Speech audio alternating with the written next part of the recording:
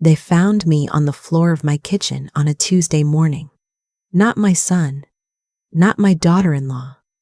My neighbor, Ruth Ann, who had come over to return a casserole dish she'd borrowed 3 weeks ago. I remember the cold tile against my cheek. I remember thinking the grout needed cleaning, and then I don't remember anything for a very long time. The doctors told me later it was a stroke. A significant one. The kind that doesn't announce itself with fanfare. It just arrives, quietly, and takes things from you.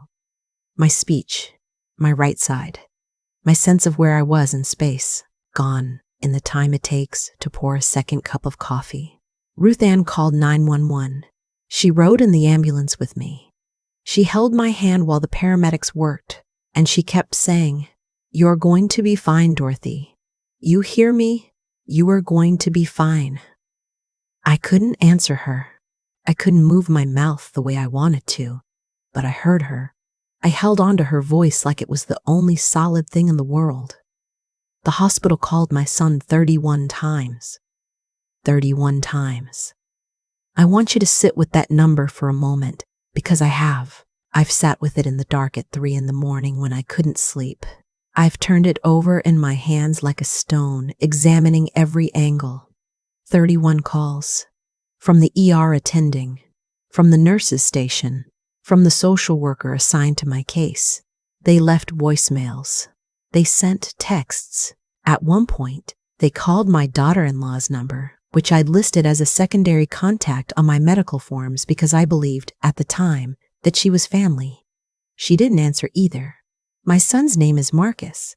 He's 43 years old, lives 40 minutes away in a house I helped him buy the down payment for, drives a car I co-signed a loan for 3 years ago when his credit was still rebuilding. Marcus, who I raised alone after his father left when Marcus was 9. Marcus, who I worked double shifts at the hospital.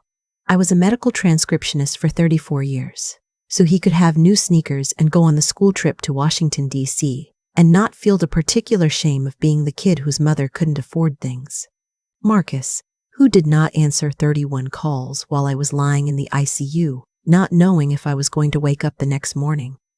The first face I saw when I came back to myself, really came back, not just the confused half-awareness of the first day, was not Marcus. It was a young woman named Priya.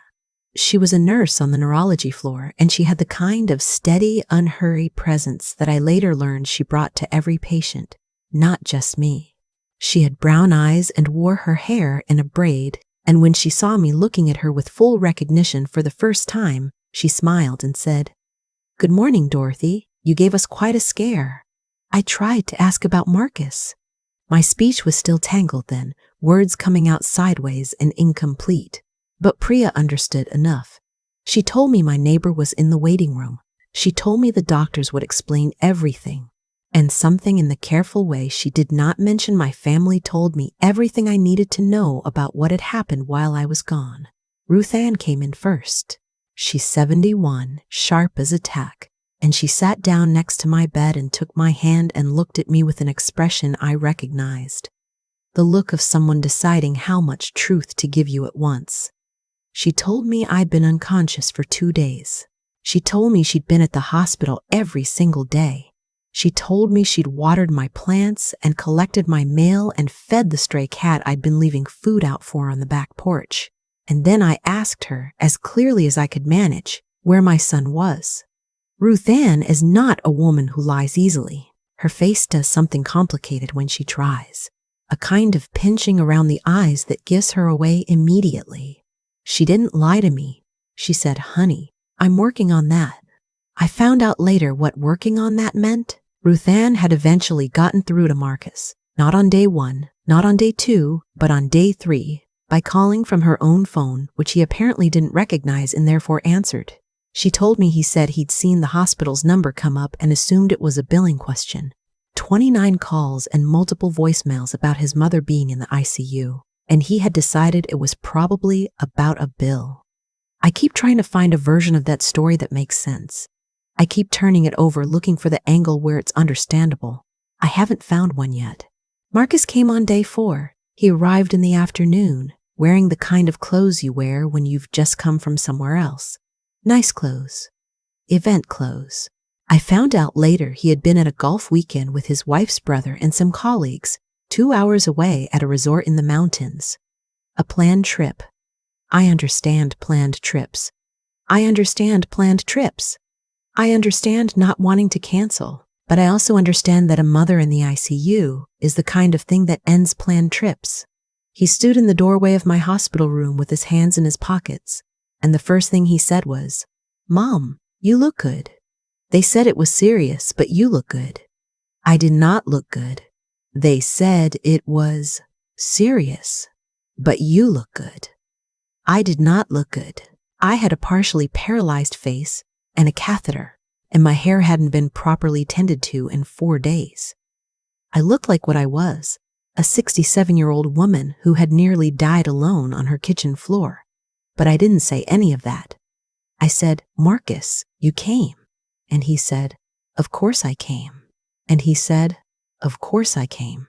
You're my mother," as if it were obvious, as if 31 unanswered calls were a minor administrative error we would not be discussing. His wife Stephanie came 2 days later. She brought flowers, a large, expensive arrangement, the kind you buy at the hospital gift shop when you are aware that you need to visually communicate an apology without having to say one. She sat in the chair by my bed and talked about how worried they had been, how relieved she was that I was doing better, how this had really been a wake-up call for everyone about health and stress and slowing down. She talked for 45 minutes. She did not once ask me how I felt. She did not ask me what it had been like to wake up alone in the ICU, not knowing where I was. She talked about herself, about her anxiety about medical situations, about how Marcus doesn't handle emergencies well, and she really needs to work on that with him, and about a podcast she'd been listening to about aging parents and the importance of having systems in place. I listened. I nodded at the appropriate moments. I was still in the phase where I was conserving my energy, where speech cost something and I was careful about how I spent it.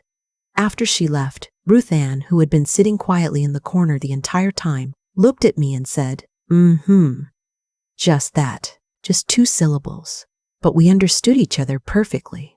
The rehabilitation work started in the hospital and continued when I moved to a short-term rehab facility 3 weeks after admission. Speech therapy, physical therapy, occupational therapy, learning again how to do the things I had done without thinking for 67 years, button a shirt, chop vegetables, sign my name. My right side was weak.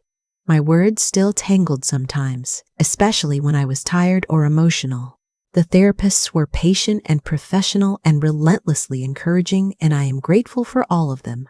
Marcus visited twice during those 3 weeks. Stephanie came once with the children, my grandchildren, Theo, who was 11, and little Cora, who just turned 7. Seeing the children was the bright part. Cora climbed up next to me on the bed and pressed her face against my shoulder and said, "Grandma, your voice sounds different." And I said, "I know, baby, it's getting better." And she said, "I like it. It sounds like honey." 7 years old. I wrote that down in my notebook when she left because I didn't want to forget it. Theo hung back by the door the way 11-year-olds do, aware that something serious had happened and uncertain how to be in the presence of it. Before they left, he came and hugged me, quickly, fiercely, and then stepped back and looked at the floor. I understood him completely. I come from a family of people who show love in brief, fierce gestures and then look at the floor. The children came because Stephanie brought them. Stephanie brought them because, I believe, Ruth Ann had called Marcus's house and spoken very plainly about what was and was not acceptable behavior, and Stephanie had enough social awareness to understand that a minimum standard needed to be met. I was not under any illusions that the visit was purely motivated by love. I went home 6 weeks after the stroke. Ruth Ann had arranged for a hospital bed to be brought into the downstairs bedroom, and she had stocked my refrigerator with foods appropriate for someone still working on their swallowing and coordination. A home health aide named Beverly came every morning, Monday through Friday, to help me with bathing and exercises and medication management. Marcus had agreed to cover the cost of Beverly's services, which I want to be fair about. He agreed without arguing, which I registered as a genuine act of responsibility. He set up a spreadsheet for my medical expenses and checked in by phone most Sundays. These things are true, and I have tried to hold them alongside the other things that are also true. Because people are not simple, and love is not simple, and my son is not a villain in a story. He is a person who made choices I don't understand, and I am his mother, and both of those things exist at the same time. But here's what happened in October, 4 months after the stroke.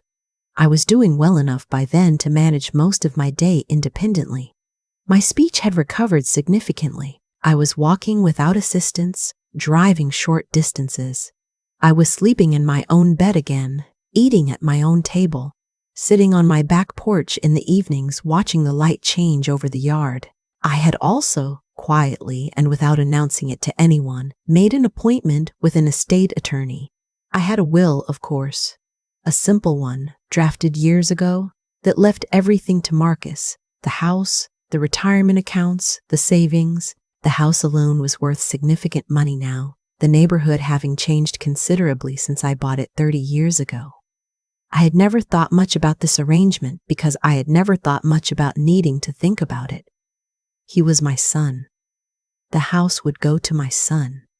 This seemed like the natural order of things. But lying in a hospital bed changes the way you think about the natural order of things. I kept thinking about Ruth Ann. I kept thinking about Beverly, who arrived every morning without fail and treated me with the dignity that I want to tell you is not as universal as you'd hope in caregiving work. I kept thinking about Priya, who had looked at me with such steady calm when I came back to myself. I kept thinking about all the people who had shown up, not in the gift shop flowers way, but in the being there way, and about the 31 calls that went unanswered. I was not angry at Marcus in the way I perhaps should have been. I was something else. Clarified, maybe. Like a window that's been cleaned, I could see things I'd been looking at for years without really seeing. I saw the pattern of phone calls that were always brief and always slightly distracted. I saw the holidays where Stephanie managed the schedule and Marcus deferred to it, and the schedule always had us, me, in the shortest slot. I saw the loan I had not been repaid for, the down payment that had never been discussed again, the way my needs had always been manageable in theory and inconvenient in practice. I saw these things clearly, and I did not become someone else because of seeing them. I still loved my son. I still wanted him to be happy. I still believed he loved me in the way that people love when love has become a background condition rather than an active practice. But I changed my will. I left Marcus the personal property, the furniture, the photographs, the things that carry meaning that only family can carry. I left the house and the bulk of the financial accounts to a trust, designated to support Ruth Ann's retirement, to contribute to a nursing scholarship in Priya's name at the hospital where she worked, to fund Beverly's daughter's college education. Beverly had mentioned once, briefly, that her daughter was studying to be a nurse and working 2 jobs to manage it. I left Marcus a letter explaining my thinking. I wrote it carefully, over many drafts, across several weeks. I tried to write it the way I would want to receive it if our positions were reversed, honestly, without cruelty, without a need to punish, but with a clear-eyed accounting of what had happened and what it had meant. I told him about the 31 calls. I told him I knew about the golf weekend. I told him I understood that emergencies are hard and that he didn't handle them well and that I believed Stephanie when she said it was something they were working on. I told him I believed he loved me. And I told him that love, to mean anything, has to be available on the bad days, that it can't only show up when showing up is easy and comfortable and doesn't require canceling anything, that the people who sat with me in that hospital room when I couldn't speak properly and didn't know which direction was up, those people had taught me something about what it means to be family that I couldn't unknow. I mailed the letter on a Wednesday. I did not call to tell him it was coming. He called me on a Saturday. I was on my back porch with a cup of tea when my phone rang. It was late afternoon, the good light. The stray cat had come around again. I'd named him Gerald by then, officially, and he was sitting on the porch railing watching me with the particular judgment of a cat who has decided to tolerate your company. Marcus's voice when I answered was not the Sunday check-in voice. It was something else, higher pitched, slightly airless. He said, "Mom, I got your letter." I said, "I know." He said, "I know." He said, I want to talk about this. Can we talk about this?" I said, "Of course." And we talked. We talked for a long time, longer than we had talked in years. He cried, which I had not heard him do since his father left when he was 9 years old. And he sat in my lap, and I held him and told him it was going to be all right. I let him cry. I didn't rush it. I didn't take it back. I didn't tell him everything was fine when everything was not entirely fine. He said things I needed to hear. He said he hadn't understood how serious it was. And I believe him, in the way that I believe people can choose not to understand things that are inconvenient to understand. He said he had been selfish. He said the golf weekend was a decision he had made that he could not defend and would not try to. He said he was sorry, several times, in several different ways. I told him that I accepted his apology. I meant it. Accepting an apology doesn't mean returning everything to the way it was before. It doesn't mean the hurt didn't happen. It means you're not going to carry the weight of it as something that defines everything going forward. I've been in this world long enough to know that carrying that weight hurts the carrier more than anyone else. I also told him the will was staying as it was. He was quiet for a moment, and then he said, "Okay, just that." I had expected more, but maybe he had used everything up. Maybe the conversation had done some work on him that I couldn't see yet. Beverly came Monday morning as usual, and I told her about the trust for her daughter.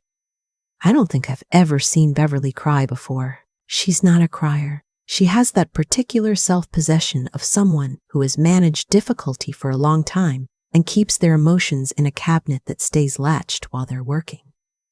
But she cried that morning. And then she latched the cabinet again and told me I needed to do my arm exercises, and we went back to work. Ruth Ann came for dinner the following Thursday, as she does most Thursdays.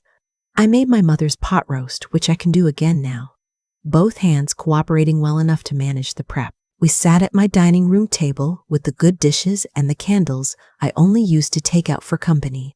And Ruth Ann told me about her grandchildren, and I told her about the conversation with Marcus, and we split a piece of apple cake and argued companionably about whether it needed more cinnamon. On my way to bed that night, I stopped in the hallway and looked at the photographs on the wall. My parents, Marcus as a baby, as a teenager, at his college graduation, the grandchildren, old friends, the particular archaeology of a life lived in one place for a long time. I have not lost my son. He calls more often now, and the calls are longer and more present, less distracted. He came for Thanksgiving and stayed 3 nights and helped me rake the backyard without being asked. Theo is old enough now to call me on his own, which he does sometimes, just to talk, and that is something I would have thought impossible 6 months ago. I am 68 years old, and I had a stroke on my kitchen floor, and I was alone for 31 phone calls, and I came back from it. Not exactly the same, something different, something that knows its own value in a way it didn't used to, something that has stopped waiting for the people it loves to act like they love it back and has started building its life around the people who already do. Gerald the cat is inside now. I brought him in when the temperatures dropped in November. He sleeps at the foot of my bed and ignores me during the day and comes to find me exactly when I need him, which is a quality I have begun to think of as wisdom. The stroke took some things from me, my confidence in my body, some of the ease of my speech, the particular innocence of believing that the people who owe you love will pay it when you need it most. But it gave me things too. Clarity, Ruth Ann, Beverly's gratitude, Priya's name on a scholarship plaque.